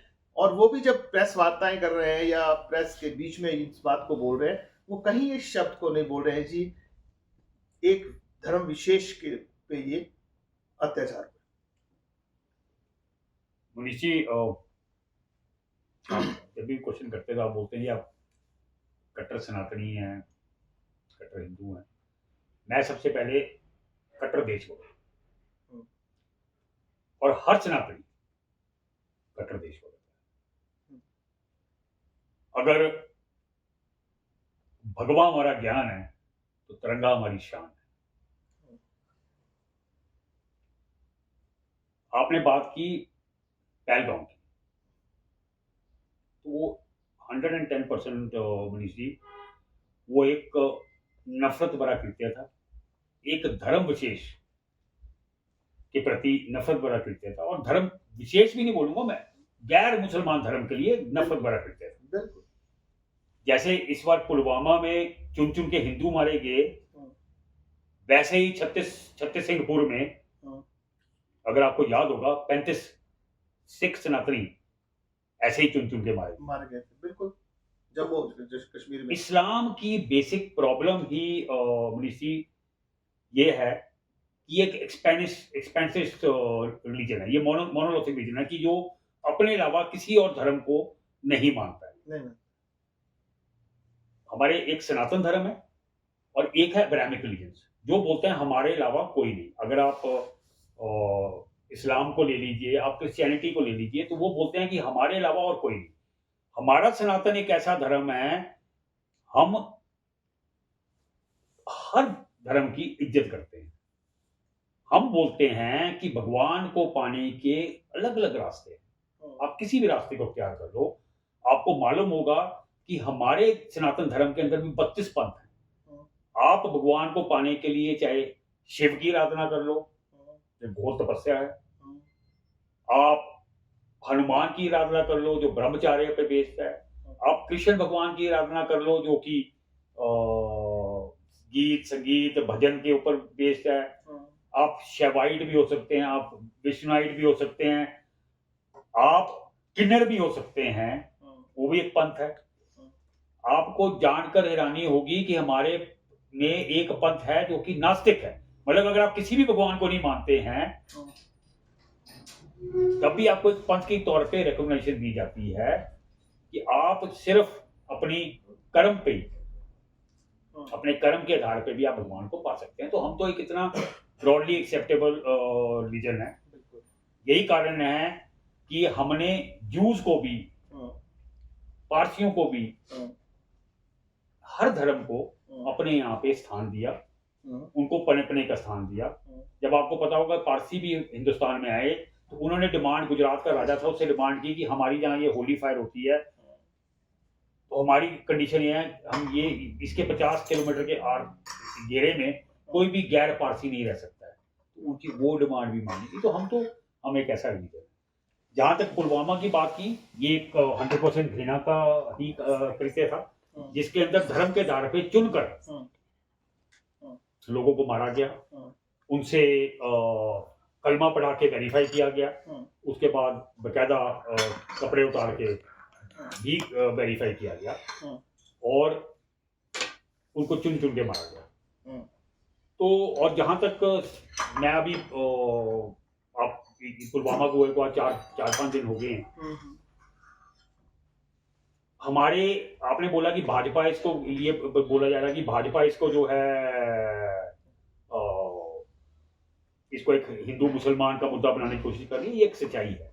और जो बाकी पार्टियां इसको हिंदू मुसलमान का मुद्दा नहीं बोल के सच्चाई से अपना मुंह फेर रही हैं, तो वो अपने वोट बैंक को कल्टीवेट कर रही हैं, वो अपनी आइडियोलॉजी को कल्टीवेट कर रही हैं। मैं अभी हमारे सीएम सुखविंदर सिंह सुक्खू जी का कल ही उनका वो इंटरव्यू देख, मतलब कि वो न्यूज बाइट देख रहा था, जिसमें उनको सवाल किया गया तो उनके मुंह से एक बार भी हिंदू शब्द नहीं निकला कि हिंदुओं को चुन के मारा गया। उनके साथ प्रतिभा सिंह जी खड़ी थी, उनके साथ उनके मिनिस्टर खड़े थे। और हैरानी की बात है रजनी पाटिल भी थी जी, वो मैंने भी सुना था। वो इस चीज को बोल के राजी नहीं, हिंदू शब्द, हाँ, हिंदू शब्द को बोल के राजी नहीं है। कांग्रेस का कोई नेता नहीं बोल पाता है, मतलब ही नहीं है। आप राहुल गांधी को देख लीजिए, वो कश्मीर जाके, मेरी सद्भावना उस वो सिर्फ वो मुस्लिम नौजवान के साथ भी है जिसकी उस हादसे में मृत्यु हुई, उन्हीं से मिले है ना जी, वो सिर्फ जाके उनसे मिल के आए। तो ये इनकी सोच, इनकी घटिया राजनीति दर्शाता है और ये दुख की बात है। मैं इसके अंदर विक्रमादित्य जी को मैं साधुवाद देता हूं कि वो खुल के इस मुद्दे पे बोलते हैं, अपने विचार रखते हैं। इवन जब राम मंदिर का उद्घाटन हुआ था तो वो एक सिर्फ इकलौते व्यक्ति थे, कांग्रेस के नेता थे, जो वहां जाके रघुनाथ जी के सामने नतमस्तक हुए थे। मैं उनको इस बात के लिए साधुवाद देता हूँ। वो अपनी बात को, वो उनमें कहीं ना कहीं वीरभद्र जी का खून दिखता है। वीरभद्र एक ऐसे राजनेता थे, चाहे वो एक कांग्रेस पार्टी के थे, पर वो जब देश की अखंडता और सनातन की बात आती थी तो वो अपने कांग्रेस के दिग्गजों के सामने भी खड़े हो जाते थे। एक बार तो उन्होंने पार्टी तोड़ने की धमकी भी दे दी थी कि मैं पार्टी को अलग कर लूंगा, पर आपकी इस राजनीति को नहीं चलने दूंगा। बिल्कुल। तो हमारे नेता ऐसे ही होने चाहिए। मैं अमन जी सुभाना आपकी वैसे ही फेसबुक पोस्ट देख रहा था, वहाँ पे एक पिंड पोस्ट है आपकी और उस बात को आप सब जगह बोलते हैं। उस पर मैं चर्चा करना चाहूँगा क्योंकि जब आपने मैंने आपका अमन सूद बोला तो आपने मुझे कहा कि अमन सिंह सूद है मेरा पूरा नाम। सूद के पहले सिंह आता है। सूद, ये थोड़ी सी हमें इस पे मैं चाहूँगा कि आप थोड़ी सी चर्चा ज़रूर करें, और उस मनीष जी, पोस्ट की भी करें। उस पोस्ट को मैं आपको पूरा पढ़ के सुना देता हूँ। हम्म, वो एक ऋग्वेद का अ, श्लोक है हम्म, जिसमें बोला गया है, परमारा के सूद तुम। हम्म, जो हम सूद हैं, हम्म, ये बेसिकली आज से 400 साल 500 साल पहले राजस्थान से आए हैं। तो हम सोदा राजपूत हैं। सोदा। हम सोदा हाँ। राजपूत की प्रांत है। परमारा के दूसरे जो बेटे थे वो सोदा थे। हम्म, तो परमारा के सूद तुम, हम्म, अग्निकुल का वास, कि हम अग्निकुल वंशी हैं। हम्म, अग्निकुल का वास, धर्म हेतु प्रकट हुए, करो पाप का नाश। तो हमारा तो जन्म ही हम्म, अधर्म के विरुद्ध हम्म, लड़ने के लिए, हम्म, धर्म के लिए लड़ने के लिए। हम्म, आपने मेरे को पूछा कि आपको इतनी धमकियां आती हैं अमन जी, हम्म, आपको अपना या अपने परिवार का डर नहीं लगता है? हम्म, तो हम तो मनीष जी पैदा ही उसके लिए हुए हैं। हम्म, हम अपने देश और धर्म के लिए हम्म, जान ले भी लेंगे और जान दे भी दे देंगे। भी देंगे। इतना है, एक अमन सिंह सूद मरेगा हम्म, तो लाख अमन सिंह सूद पैदा होंगे। घर घर से अमन सूद निकलेगा। घर घर से अमन सूद निकलेगा, हम्म। है ना जी। तो ये सूद जो है, बेसिकली मैं खुद सूद हूँ, लेकिन यह होता ही है ना कि देखिए हम लोग अपने बारे में ही बड़ा कम जानते हैं क्योंकि हिस्ट्री हम पढ़ते ही नहीं है। आपका मानने का मतलब है कि सूद्स आर वर्जन्स ऑफ राजपूत्स। मानने का मतलब ये फैक्ट है। आप गूगल कर लीजिए, आपको मिल जाएगा, फैक्ट मिल जाएगा। ये ऋग्वेदा के अंदर इम्प्लाइड है। इसके ऊपर बकायदा थीसिस हुए हैं, इसके ऊपर बुक्स लिखी गई हैं। In fact there was case also in British time में, शिमला कोर्ट में केस था। बिकॉज जब ये सूट्स राजस्थान से आए तो इनिशियली वो वहाँ से सरहंद आए। हम्म, तो सरहंद जो था वो वॉज अ प्लेस, वो एक ट्रेड सेंटर हुआ करता था। हम्म, तो जब वहाँ पे वो आए तो हमारा पहनावा, हमारा मूछों के ताव रखना, वो एकदम बड़ा अच्छा, डिफरेंट था। अच्छा, तो वहाँ के लोगों को थोड़ा सा वो लगता था। और हमें और कार्य आता नहीं था। हम या तो लड़ना जानते थे या खेती बाड़ी करना जानते थे। तो उस समय सिख फौज के अंदर स्पेशली 5,000 सूद सोदास जो है वो पिक किए गए थे, because they were very good fighters. Hmm, उनका लोहा माना जाता था लड़ाई के अंदर। हम्म, तो हमने सिख फौज के अंदर भी अ, अपने जोहर दिखाए हैं। अच्छा, और फिर वो सेंटर था जिसकी प्लंडरिंग होती रही। हम्म, और since we fought against the Mughals, hmm, और हमारे वैल्यूअर के किस्से बहुत थे, तो हमें टारगेट करना शुरू किया गया। Hmm, that is a time हम वहाँ से मूव आउट हुए। तो 70% of them came to Himachal, hmm, and as 30-40% went settled in all other parts of Punjab. Punjab. तो वो वहाँ सेटल हो गए। एंड थिंग गोज की फिर अपनी आइडेंटिटी छुपाने के लिए उन्होंने अपने आप को सोदा से सूद कर दिया। अच्छा, ये है बात। यस, बिकॉज मुगल्स के लिए वो टारगेट बन गए थे कि these are the people who need to be Chopped off. Targeted. Yes, that is अच्छा, one version. And the other version is कि वो विद टाइम सोदा से जैसे अच्छा, वो जनरेशन अपने चलती अपनी आती है अपनी वो आइडेंटिटी चेंज जी। कर दे। तो फिर वहाँ पे हम लोगों को अपनी शादियाँ करनी मुश्किल हुई, बिकॉज हमारे पहनावे अलग थे। हम राजस्थानी की तरह मूछे जरा ताप पे रखते थे। हमारा पहनावा, हमारा सब कुछ डिफरेंट था। अच्छा, तो फिर हर परिवार के नाम पे जो परिवार का हेड था, या फिर जिस गांव के अंदर जाके हम बस गए, हम्म, उसके नाम पे हमारे 52 डिफरेंट क्लैंस, जो हमारे गोत्र हैं, गोत्र। वो बने। तो जैसे अच्छा, सलूरिया, मदूदियाज, हम्म, है ना हम्म, जी, हम्म, हम्म, करोल्स, ये सारे डोगर्स, डोगर्स। हाँ, तो ये सब बुटेल्स। अलग, यस, ये सब बुटेल्स, ये सब अलग अलग क्लैंस बने, हम्म, ताकि वो फिर आपस में मैरिजेस कर सकें। अच्छा, मैरिजेस कर सके और ये चल सके। बिकॉज हम लोगों को एक मतलब वो अपनी पहचान के लिए यस, वैसा करना पड़ा। वैसा हमने करा। अच्छा, तो ये वहाँ से हिस्ट्री जो आती है, जी इससे फ्लोट होती जी है।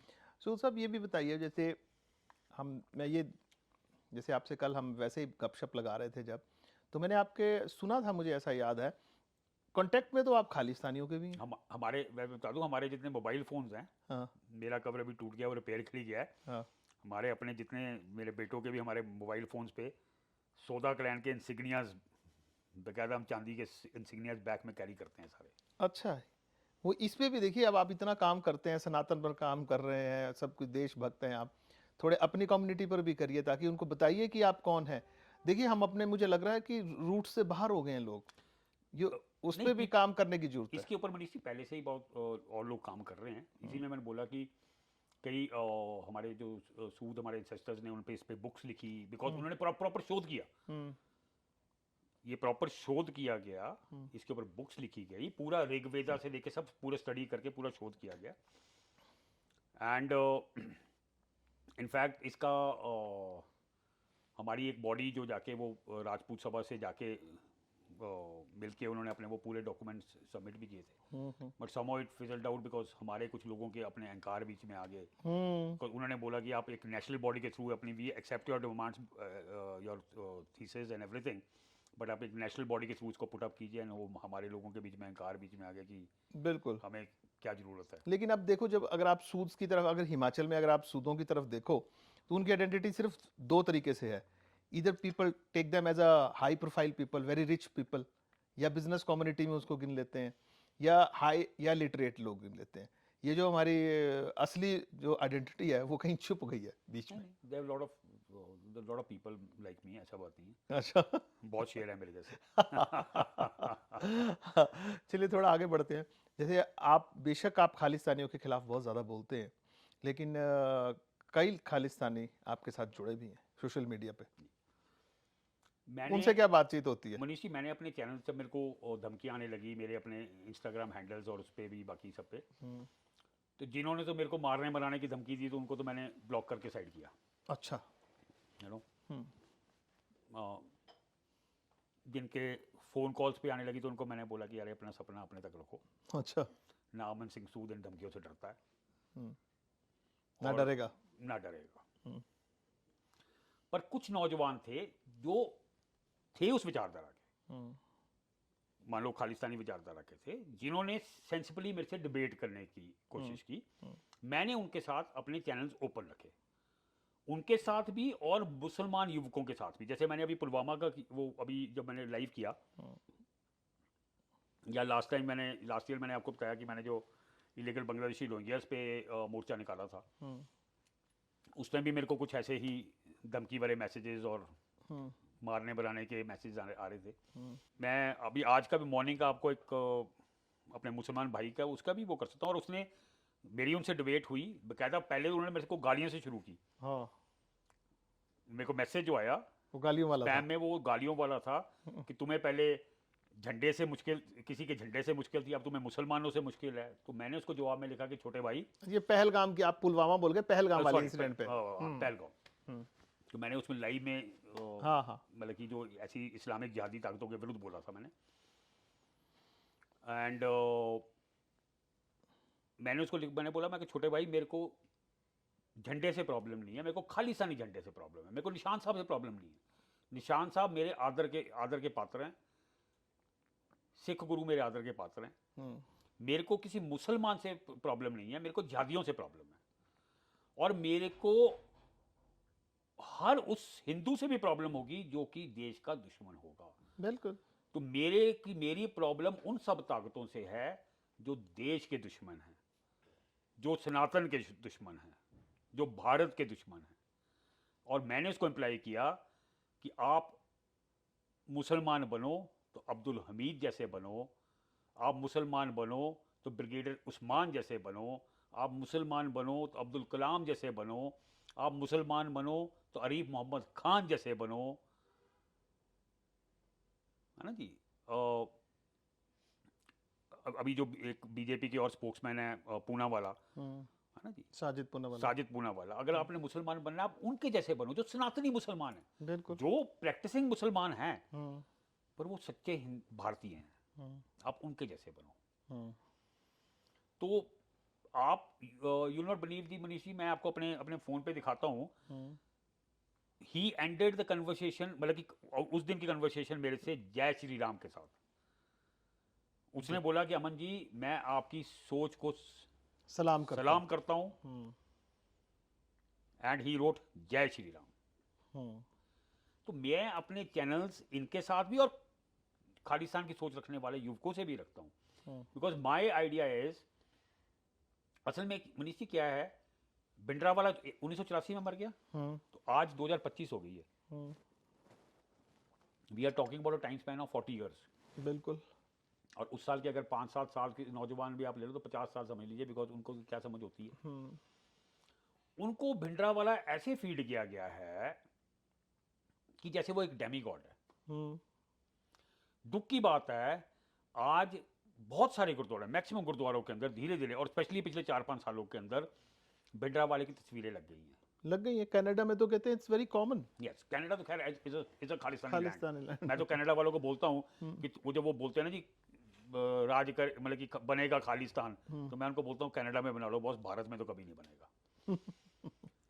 तो अब इन सिख नौजवानों को, मैं जितनी डिबेट्स में बैठा हूँ, आप मानेंगे डिबेट में दमदमी टकसाल के स्पोक्समैन बैठे हैं, एसजीपीसी के स्पोक्समैन बैठे हैं, और अकाली के स्पोक्समैन बैठे हैं, वो ये बोलते हैं कि भिंडरावाला के अगेंस्ट कोई एफआईआर नहीं थी। मैंने एक डिबेट में जो खाली दमदमी टकसाल का जो स्पोक्समैन था उसको मैंने सारी एफआईआर भेजी। गिनाई गिनाई। कि भिंडरावाला के अगेंस्ट पहली एफआईआर निरंकारी चीफ को मारने की हुई, दूसरी एफआईआर, और निरंकारी चीफ एक सिख ही होते हैं, बिल्कुल निरंकारी सरदार होते हैं, बिल्कुल। उनको मारने की थी। दूसरी एफआईआर उनकी जगत नारायण जो पंजाब केसरी के चेयरमैन थे, बिल्कुल। उनको मारने की हुई। उनके ऊपर अनगिनत illegal activities and illegal arms की एफआईआर हुई। उनके अगेंस्ट, भिंडरावाले के अगेंस्ट, भिंडरावाले उग्रवादी के अगेंस्ट, भिंडरावाले आतंकवादी के अगेंस्ट, भिंडरावाले दहशत गर्द के अगेंस्ट, जब ऑपरेशन ब्लू स्टार से पहले ही was declared the enemy of the nation, देश का गद्दार, देश का दुश्मन करार करके ही वॉज किल्ड। तो ये एक, इन जितने सिख नौजवानों को भिंडरावाले की वो तस्वीर दिखाई जाती है, जितने भी ये भिंडरावाले जो भटके हुए सिख नौजवान हैं, ये मेरे को वीडियो शेयर करते थे, जिसके अंदर वो एक भिंडरावाले की वीडियो जिसमें वो बोलता है कि अगर शाम तक आपने इस हिंदू लड़की को नहीं छोड़ा तो मैं तुम्हें ये कर दूंगा, वो कर दूंगा। और वो डर के मारे जिन्होंने भी वो उनको अगवा किया था उन्होंने छोड़ दिया। तो वो भिंडरावाले को एज ए बड़े वेरी सेकुलर एक रिलीजियस प्रीचर दिखाने के लिए वो शेयर करते हैं। और मैंने जब उनको वो वीडियो शेयर की भिंडरावाले की, जिसमें भिंडरावाला बोल रहा है पंजाब सरकार ने उनकी बस जो उनको डोनेशन में मिली थी वो कॉन्फिस्टिगेट कर ली थी कि अगर शाम को 5 बजे तक आपने मेरी बस नहीं छोड़ी तो मैं उसके अगले 1 घंटे के अंदर 50,000 हिंदुओं का कत्ल करूंगा। अच्छा, ये उनको प्रूफ है, वीडियो है बकायदा। अच्छा, वीडियो, आप गूगल कर लीजिए आपको मिल जाएगी। अच्छा, it is recorded video, okay. Bhindranwale की अपने उसमें। तो वो वीडियोस जो उनको वो वीडियो दिखाई गई जिसमें वो एक हिंदू युवती को बचा रहा है, उनको ये वीडियो नहीं दिखाई गई जिसमें वो 50,000 हिंदुओं को मारने की धमकी दे रहा है। उनको वो वीडियोस नहीं दिखाई गई, वो न्यूज़ क्लिपिंग्स नहीं दिखाई गई, जैसे पुलवामा में धर्म विशेष के नाम पे हिंदू सनातनियों को मारा गया, वैसे ही पंजाब के अंदर जब उग्रवाद अपनी चरम सीमा पे था मनीष जी, हिंदुओं को चुन चुन के बसों से उतार कर कि हिंदू एक साइड हो जाओ, सिख एक साइड होके हो जाओ, उनको चुन चुन के गोलियों से भूना जाता था। और ये वन ऑफ इंसिडेंट्स नहीं है, ये उन 10 सालों की रोज की कहानी थी। अच्छा, पंजाब में उस समय मैं जब ये टेररिज्म था तो मैं चंडीगढ़ में पढ़ता था मनीष जी। अच्छा, तो मैंने इसको बड़े क्लोज क्वार्टर से देखा हुआ। मैं मेरे पिताजी ने कंदरोड़ी में अपनी दवाइयों की फैक्ट्री भी लगाई थी 10-12 साल के लिए, कुल्लू से जाके यहाँ पे बीच में जाके वो लगाए थे, तो it was bordering Punjab border है ना जी। तो मैंने इसको बड़े क्लोज क्वार्टर से देखा हुआ है। अच्छा, तो उस टाइम ये दहशत का माहौल होता था मनीष जी कि 5 बजे के बाद लोग घरों से नहीं निकलते थे। अच्छा। इवन पुलिस वाले अपने पुलिस स्टेशन से बाहर नहीं निकलते थे। और ये अमरिंदर सिंह ने बकायदा ऑन रिकॉर्ड अपने स्पीच में बोला है, अभी पीछे 3-4 साल पहले, 2-3 साल पहले एक प्रोग्राम में थे, तो उन्होंने पूरे इंसिडेंट को रिलेट किया कि मैं 5 बजे वहाँ देख रहा हूँ तो थाने के गेट बंद हुए पड़े हैं। अच्छा। तो ये एक वो दहशत वाला माहौल था। भिंडरा वाले की उनकी वो तस्वीर नहीं दिखाई गई कि भिंडरा वाला, आपको पता है गोल्डन हरिमंदर साहब में कैसे जाके गया था अंदर जब लाला जगत नारायण के एफआईआर के अंदर इनका केस चला, तो डर के मारे इनकी गवाही देने कोई कोर्ट में नहीं आया। अच्छा। तो कोर्ट ने इनको बेनिफिट ऑफ डाउट देते हुए बेल दे दी कि अभी मतलब अभी इनके पास वो नहीं है, तो ही वाज गिवन बेल। इनको पता था कि मैं इस केस के अंदर आज नहीं तो कल इसके अंदर हो जाऊंगा। तो Jagat Narayan was also very well known respected figure. ये जाके हरमंदर साहब में छिप गया। और ये उसके बाद वहां से बाहर नहीं निकला। अच्छा। उसी गोल्डन टेम्पल के अंदर उसकी बेसमेंट से, अकाल तख्त की बेसमेंट से प्रेग्नेंट औरतें मिली थी आर्मी को। अच्छा। मेरे को पिछले कल ही एक सिख नौजवान ने 1984 के जो मतलब कि जो लोग मरे थे उस दौरान, मतलब 1984 इन द सेंस कि उसके दौरान उसकी एक वीडियो भेजी जिसके अंदर कुछ बच्चों के मरे, मतलब कि छोटे बच्चों की मरने की तस्वीरें भी थी वीडियो में, मतलब कि गैलरी के अंदर, जहाँ पे जो इन्होंने गैलरी बनाई हुई है उसमें छोटे बच्चों की तस्वीर भी थी। अच्छा। तो जब भिंडरा वाले को पुलिस ने इसको सरेंडर करने को बोला और इसने नहीं सरेंडर किया, army was called in, army ने इसको सरेंडर करने की कॉल की, इसने सरेंडर नहीं किया।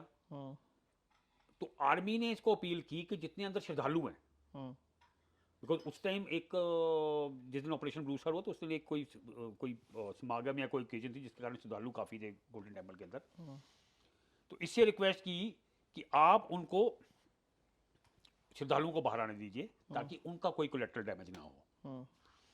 भिंडरा वाले ने उनको बाहर नहीं आने दिया and he used them as human shields, because उसको पता था कि इसके चक्कर में मैं बचा रहूंगा इन श्रद्धालुओं के चक्कर में।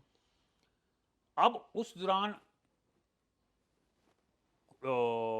फायरिंग के दौरान कुछ श्रद्धालु भी मरे थे। जब इसने, क्योंकि अंदर से इन्होंने भिंडरा वाले ने फायरिंग शुरू कर दी, यहाँ से आर्मी को भी फायरिंग शुरू करनी। आपको याद होगा कि आर्मी जब पहला अटैक अंदर करने गए तो वो नंगे पैर गए थे, जूते खोल के गए थे। अच्छा। Out of respect of that holy place. फिर नीचे से गोलियां इन्होंने पूरी तैयारियां पहले करके रखी हुई थी, होल्स के अंदर से, हाँ, इवन बेसमेंट से भी गोलियां चल रही थी। अच्छा। That is the time when army had to get in tanks, अच्छा, टू कंट्रोल देम।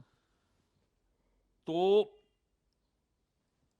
नैरेटिव कैसे सेट किया जाता है?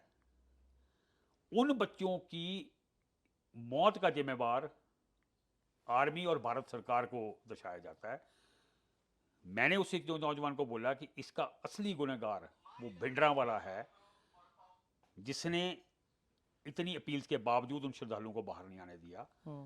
ये दुख की बात है, वो कोलेक्ट्रल डैमेज हुआ, उन श्रद्धालुओं का डैमेज हुआ, बट इसके लिए अगर आप कुछ। ठीक है अमन जी, आपने हमें अपना बहुमूल्य समय दिया, हमारे पॉडकास्ट में आए, इसके लिए बहुत बहुत धन्यवाद। ये थे अमन सिंह सूद, सच्चे देशभक्त, सच्चे सनातनी, निडर निर्भीक। हमारी आपको इस बस यूं ही एपिसोड कि ये एपिसोड कैसा लगा आप हमें ज़रूर बताइए, अपने मैसेजेस हमें जरूर दीजिए और इस पॉडकास्ट को आगे से आगे आप शेयर कीजिए और लाइक कीजिए, कमेंट कीजिए और देखते रहिए बस यूं ही।